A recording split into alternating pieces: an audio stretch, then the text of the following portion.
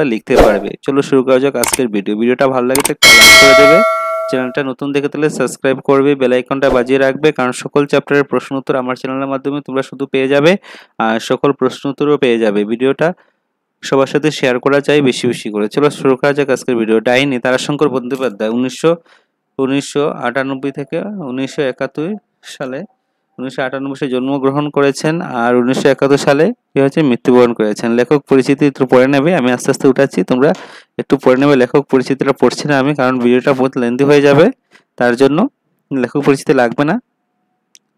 তারপরে দেখো প্রথমত শর্ট কোয়েশ্চন 1 মার্কের যেগুলা পুরো চ্যাপ্টারের ভিতর থেকে যত কোশ্চেন আছে বইয়ের ভিতরে সবগুলা প্রশ্ন আমি নিয়ে এসেছি, সবগুলা পড়বো না, কিছু পড়ে দিচ্ছি, তোমরা পোস্ট করে আনসারগুলা লিখে নেবে। ডাইনি গল্পের লেখককে, এটা জানোই তারাশঙ্কর বন্দ্যোপাধ্যায়। তারাশঙ্কর বন্দ্যোপাধ্যায় কবে জন্মগ্রহণ করেছে? 1997 সালে জন্মগ্রহণ করেছে। জানোই তোমাদের গল্পের যে মাঠের কথা বলেছে তার নাম কি? ছাতিফাটার মাঠ। ডাকিনী কি সাব্যস্ত করলো? ডাকিনী সাব্যস্ত করলো যে আর কোনো গৃহস্থের বাড়িতে না ঢুকে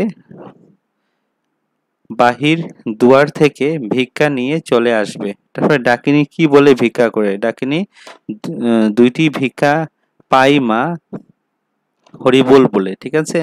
মেয়েটি ভুল করে কোথায় এসে পৌঁছলো? রামনগরে ছাতিপাটা মাঠে। যুবতী কিসের মতো ছুটে পালালো?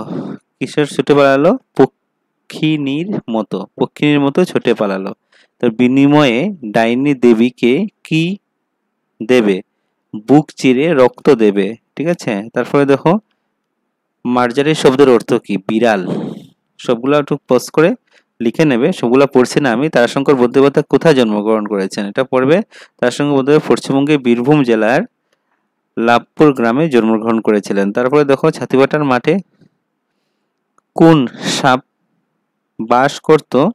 ছাতিপাটার মাঠে মহানাগ বাস করত। তারপরে বৃদ্ধর ঘরটি কেমন? আমবাগানের ছায়ার মধ্যে নিঃসঙ্গ একটি মেটে ঘর। ঘরটি মুখ ছাতিপাটার মাঠের দিকে। তারপরে দেখো সাবিত্রীর ছেলে কি হয়েছিল? সাবিত্রীর ছেলে ধনুকের মতো বেঁকে গিয়েছিল, যেন কেউ তার রক্ত চুষে নিচ্ছে।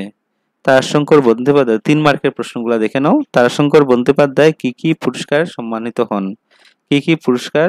কলকাতা বিশ্ববিদ্যালয় পুরস্কার, রবীন্দ্র পুরস্কার, সাহিত্য একাডেমি পুরস্কার, জ্ঞানপীঠ পুরস্কার। তারপরে ডাকিনীর চেহারা বর্ণনা করো। ডাকিনী কিরকম দেখতে? ডাকিনী ক্ষুদ্রায়তনের চোখের মতো, পিঙ্গল দুটি, তারা জোড়া কুঞ্চিত মুখ, সোনের মতো সাদা চুল, দন্তহীন মুখ। তারপরে দেখো নেক্সট প্রশ্ন, সাবিত্রীর শাশুড়ি ডাকিনীকে দেখে কি করলো? সাবিত্রীর শাশুড়ি হু হু করে ছুটে আসে এবং ডাকিনীকে বলে যদি তার বাচ্চার কিছু হয় তবে সে তাকে বুঝে নেবে। তারপরে দেখো নেক্সট সপ্রসঙ্গে ব্যাখ্যা, সবগুলা পড়ে নেবে। হে ঠাকুর, ওকে ভালো করে দাও, দৃষ্টি আমার ফিরিয়ে লইতেছি। সবগুলা পড়ে নেবে। এগুলো এক্সট্রা কোয়েশ্চন। ঠিক আছে। এক্সট্রা কোয়েশ্চনগুলো আগে দিয়ে দিচ্ছি, তারপর চ্যাপ্টারের প্রশ্ন তো সবগুলা পেয়ে যাবে। ঠিক আছে। রচনাধর্মিক এক্সট্রা প্রশ্ন কি? ছাতিপাটার মাঠ সম্পর্কে লেখক যে বর্ণনা দিয়েছেন তা নিজের ভাষায় বর্ণনা করো। আমি আস্তে আস্তে উঠাচ্ছি, সবগুলা পড়ে নেবে। তারপরে ডাইনি চেহারা বর্ণনা করো। ডাইনি চেহারা কিরকম একটু পড়ে নেবে তোমরা, খুবই ইম্পর্টেন্ট। হারু সরকারের ছেলে কি হয়েছিল? সে কিভাবে অসুস্থ হয়েছিল ঘটনাটি নিজের বর্ণনা করো। এটা ভেরি ইম্পর্টেন্ট। হারু সরকারের ছেলে পেটের ব্যথা হয়েছিল। কি হয়েছিল? পেটের ব্যথা। ছেলেটি আম দিয়ে মুড়ি খাচ্ছিল, তখন তার খাবারের দিকে নজর পড়েছিল ডাকিনীর। ডাকিনী অর্থাৎ আর্থিক অবস্থা ভালো ছিল না, তাই ছেলেটি আম দিয়ে মুড়ি খেতে সত্যিই তার লোভ হয়েছিল। একটু পরেই ছেলেটি পেট ব্যথা ছটফট করতে শুরু করে। খবরটা জানতে পেরে হারু সরকার ধরে নিল ডাইনি কুদৃষ্টির জন্যই এমন হয়েছে। তাই সে তৎক্ষণাৎ দুর্গা সাইয়ের বাঁধা ঘাটের ভাঙ্গা রাস্তা উপর দিয়ে দাঁড়িয়ে থাকা ডাইনিকে চুলের মুঠি ধরে শান বাঁধানো সিঁড়ির উপর আছড়ে দিয়ে ফেলে। ডাইনি হারু সরকারের বাড়ি গিয়ে আছড়ে কাঁদলো। মনে মনে ঠাকুরের কাছে ছেলেটা সুস্থ করে তোলার জন্য প্রার্থনা করলো। সে ঠাকুরের কাছে বলল যে সে তার দৃষ্টি ফিরিয়ে নিচ্ছে আশ্চর্যজনক ভাবে। কিছুক্ষণ পর বার দুই দুই বমি করে ছেলেটি সুস্থ হয়ে ঘুমিয়ে পড়ে। তাহারা এই পৃথিবীর লোকের সঙ্গে সম্বন্ধ ছাড়িয়া সংসার পাতিয়াছিল। কার সংসার পাতিয়াছিল এবং সংসার পাতার বর্ণনা করো। তারপর রচনাধর ডাইনি গল্পের মূল বিষয়বস্তু, ডাইনি গল্পের নামকরণের সার্থকতা পড়ে নেবে। তারপর দেখো পাঠ্যাংশের প্রশ্ন উত্তর। পাঠ্যাংশের প্রশ্ন উত্তর কি কি আছে দেখো। কিসের প্রভাবে ছাতিবাটার মাঠের বীজ প্রসবিনী রসময়ী শক্তি বিনষ্ট হয়েছিল? কিসের প্রভাবে? মহানগরের বিষের প্রভাবে ছাতি ফাটার মাঠের বীজ প্রসবিনী রসময়ী শক্তি বিনষ্ট হয়েছিল। নেক্সট প্রশ্ন, ডাইনির বাসা কোথায়? সে সমস্ত দিন কি করতো? এগুলো সব পাঠের প্রশ্ন উত্তর, ঠিক আছে? এগুলো ভেরি ইম্পর্টেন্ট, এগুলো লিখে নেবে কপিতে। ছাতি ফাটার মাঠের প্রান্তরে দোলাদুলির জলার উপর রামনগরের সাহাদের আমবাগানের ডাইনির বাসা। সে সমস্ত দিন দাওয়ার উপর নিস্তব্ধ হয়ে বসে ছাতিবাটার মাঠের দিকে তাকিয়ে থাকত। কেন এই বৃদ্ধটিকে ডাইনি বলা হতো? লোকের বিশ্বাস বৃদ্ধের সর্বনাশী লোলুপ দৃষ্টি যার উপর পড়ে তার আর রক্ষা থাকে না, তাই বৃদ্ধকে ডাইনি বলা হতো।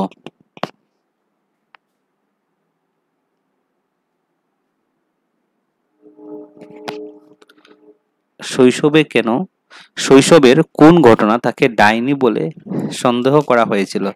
শৈশবের বা সমবয়সী সাবিত্রীর ছেলে তারই কুদৃষ্টির প্রভাবে মারা যায়, তাই তাকে ডাইনি বলে সন্দেহ করা হয়েছিল। এইভাবে সবটি প্রশ্ন পড়ে নেবে তোমরা। হারু সরকারের বাড়ির ঘটনা কি? এর জন্য তার মনে কিরূপ প্রতিক্রিয়া হয়েছিল? হারু সরকারের ছেলেটি আম দিয়ে মুড়ি খাচ্ছিল। সরার ছেলেটির খাবার দেখে লোভ হয়। কিছুক্ষণ পরে ছেলেটি পেট ব্যথায় ছটফট করতে শুরু করে। এই ঘটনায় মেয়েটির তীব্র অনুশোচনা হয়। সে নিজের দৃষ্টি ফিরিয়ে নেয় এবং ঈশ্বরের কাছে ছেলেটিকে সুস্থ করার প্রার্থনা করে। তারপর নেক্সট সবগুলা পড়ে নেবে তোমরা। ডাইনি গল্পে কথিত মেয়েটির নাম কি? ডাইনি গল্পের কথিত নাম হলো সোরা। ছাতিবাটার মাঠে কতদিন ধরে বাস করছে? ছাতিবাটার মাঠে 40 বছর ধরে বাস করছে। সবগুলা পড়ে নেবে। ভিক্ষা চাইতে গেলে লোকে তাকে কি করতো? লোকে তাকে ভয়ে ঘরের ভিতরে ঢুকতে দিত না, পরিমাণে বেশি করে ভিক্ষা দিত। চৈত্রের দিনটি উঠোন ঝাড়ু দিতে গিয়ে বৃদ্ধটি কি হয়েছিল? চৈত্রের দুপুরে ছাতিবাটার মাঠে ধুলার ঝড় উঠে। বৃদ্ধের ইচ্ছা হলো এক ফুৎকারে সমস্ত ধুলো উড়িয়ে আকাশের দিকে ছড়িয়ে দেয়। দূর থেকে একটি মানুষ ঝাপসা দেখা যাচ্ছে। বৃদ্ধটির ইচ্ছা হলো ধুলোর সাথে মানুষকে উড়িয়ে দেবে। এরপর সে উঠানে ঝাঁটা ঝুলতে শুরু করে। ঝুড়ো পাতাগুলি অকস্মাৎ সর্পিল ভঙ্গিতে ঘুরপাক খেয়ে উঠতে আরম্ভ করলো। দ্রুত আবর্তিত পাতাগুলি যেন তার সর্বাঙ্গে প্রহার করতে শুরু করে। বারবার ঝাঁটা দিয়ে বাতাসের আবর্তনটাকে আঘাত করার চেষ্টা করলো। আবর্তনটি ঘুরপাক দিতে দিতে দিতে ছুটে গেল। মাঠের ধুলোগুলি কয়েকটা ঘুরন্তি স্তম্ভ স্তম্ভ হয়ে উঠেছে। মাঠটি যেন নাচছে। একটা অদ্ভুত আনন্দে বৃদ্ধের মন শিশুর মতো অধীর হয়ে উঠল। সে নুজ্জ দেহে দাঁড়িয়ে ঝাঁটাসহ হাত প্রসারিত করে ঘুরতে আরম্ভ করলো। কিছুক্ষণের মধ্যে সে টলতে টলতে তৃষ্ণার্ত হয়ে বসে পড়ল। সেই দিন শিশুটির কুলে পথহারা মায়ের বৃদ্ধের কুটির আগমন ঘটল। কি হয়েছিল পড়ে নেবে, বেশি কমন না প্রশ্নটা। বাউরির ছেলে কি হয়েছিল? বৃদ্ধ কি সত্যি তার ক্ষতি চেয়েছিল? কোন ঘটনায় বা কোন কোন ঘটনায় ডাইনি মানবিক গুণের প্রকাশ দেখা যায় পড়ে নেবে তোমরা। তারপরে ডাইনি বলে কথিত বৃদ্ধের শেষ পরিণতি কি হয়েছিল? পুরোটা বালাটিকে পড়ে নেবে পজ করে। তারপরে দীর্ঘ উত্তর। ডাইনির যে কুপ্রথা হচ্ছিল, তা কুপ্রথা যে কুটিল সমাজ সৃষ্টি করে তা সপক্ষে যুক্তি দাও। এটা আছে 2 নম্বর প্রশ্ন অনুচ্ছেদে। আগে যে প্রশ্ন আছে এটার মধ্যে দেওয়া আছে। বর্তমান কালে ডাইনির প্রচলিত দৃষ্টি, আগের প্রশ্নগুলো দেওয়া আছে, একটু দেখে নেবে সামনের দিকে। তারপরে এটাও চোখের কুদৃষ্টিতে নজর লাগা। এসবের মধ্যেও যে ডাইনির প্রথা ধারাবাহিক রয়েছে তা নিয়ে আলোচনা করে আগের প্রশ্নের মধ্যে আছে। গল্পের মধ্যে সামান্য কয়েকটি গুল্মলতা বা লতা গুল্মের বৃক্ষের আর পক্ষীর নাম আছে, সেগুলি কি কি পড়ে নেবে। গল্পে বর্ণিত সাধু ভাষার সংলাপে চলিত ভাষার উদাহরণের পার্থক্য দেখাও। সাধু ভাষা আর চলিত ভাষা কি, এটা আসবেই না পরীক্ষাতে, তবে একবার পড়ে নেবে তোমরা, ঠিক আছে। তারপরে দেখো চ্যাপ্টারের মধ্যে কি কি আছে। বিপরীত শব্দ এগুলা পড়বে। নীরব সরব, অসম্ভব সম্ভব, স্বপ্ন সত্য, সম্পূর্ণ অসম্পূর্ণ, পুলক বিষাদ, নিজের করো অমঙ্গল, তারপরে মঙ্গল, ঠিক আছে। সবগুলা পড়ে নেবে। পদ পরিবর্তন আসবে। পাগল পাগলাটে বা পাগলামি, বৈশাখ বৈশাখী, পরিতৃপ্ত পরিতৃপ্তি, বিশাল বিশালতা, অভিনয় অভিনীত, আতঙ্ক আতঙ্কিত, নীরব নীরবতা, সবগুলা পড়ে নেবে। প্রত্যয় কাকে বলে, প্রত্যয় কয় প্রকার ও কি কি, এটা পড়ে নেবে। প্রত্যয় শব্দের প্রকৃতির সহিত যে বর্ণ বা সমষ্টি যোগ করলে নতুন শব্দের সৃষ্টি হয় তাকে প্রত্যয় বলে। প্রত্যয় 2 প্রকার, কৃৎ প্রত্যয় আর তদ্ধিত প্রত্যয়। কৃৎ প্রত্যয় কাজ যোগ উনি কাঁদুনি, ঢাল যোগ ঢালাও, সবগুলা কিন্তু পরীক্ষায় থাকে এখান থেকেই, ঠিক আছে। চলন্ত চল যোগ অন্ত চলন্ত, সবগুলা সন্ধি বিচ্ছেদ থাকবেই থাকবে তোমাদের। পদ পরিবর্তন প্রত্যয় থেকে তোমাদের পরীক্ষা থাকে। দোকান যোগ ই দোকানি, পূজা যোগ আরি পূজারি, দাঁত যোগ আলা দাঁতলা, সবগুলা কিন্তু গ্রামারগুলো আমি বলে দিয়েছি। ভিডিওটা ভালো লাগে থাকলে সবার সাথে